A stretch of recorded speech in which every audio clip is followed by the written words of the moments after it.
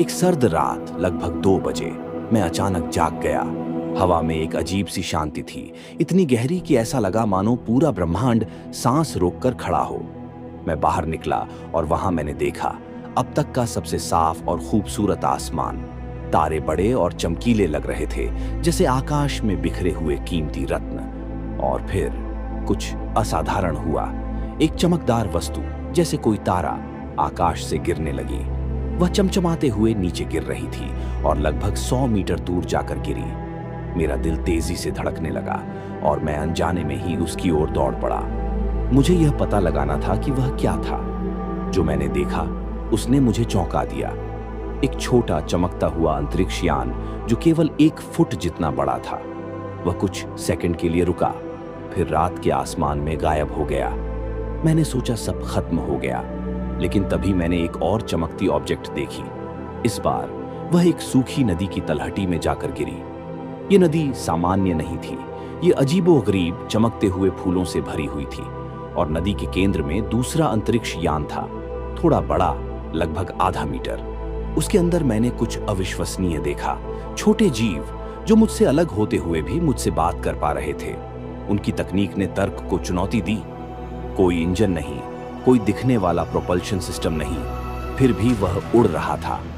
यह कैसे संभव था? वे इसका उत्तर देने से मुस्कुराकर बच गए।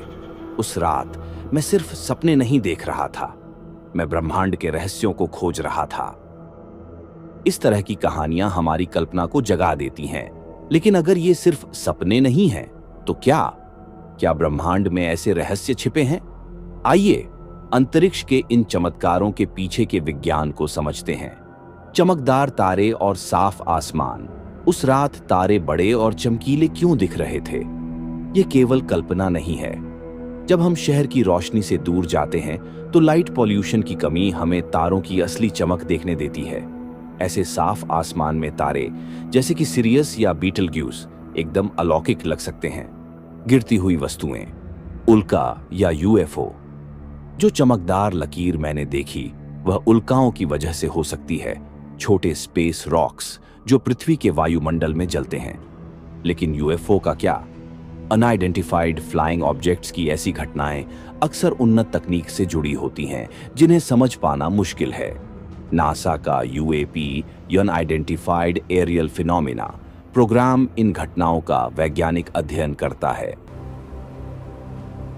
एलियन इकोसिस्टम, जीवन चरम स्थितियों में। मेरे सपने में जो चमकते हुए फूलों के पेड़ थे, वे मुझे चरम स्थितियों में रहने वाले जीवों की याद दिलाते हैं। वैज्ञानिक मानते हैं कि यूरोपा या एनसेलेडस जैसे चंद्रमाओं, जिनके नीचे महासागर छिपे हैं, वहां ऐसे जीव हो सकते हैं।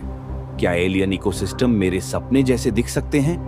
उन्नत तकनीक, बिना इंजन वाले यान।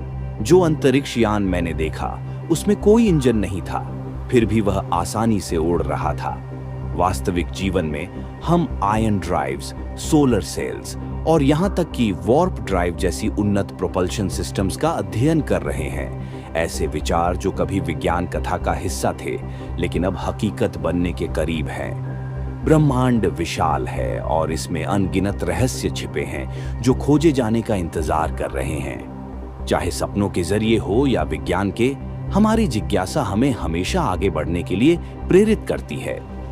तो आप क्या सोचते हैं? क्या ऐसी उन्नत जीवन शैली और तकनीक वास्तव में संभव है? सपने देखते रहिए और आसमान की ओर देखते रहिए, क्योंकि सितारों में वो जवाब हो सकते हैं जिनकी हमें तलाश है।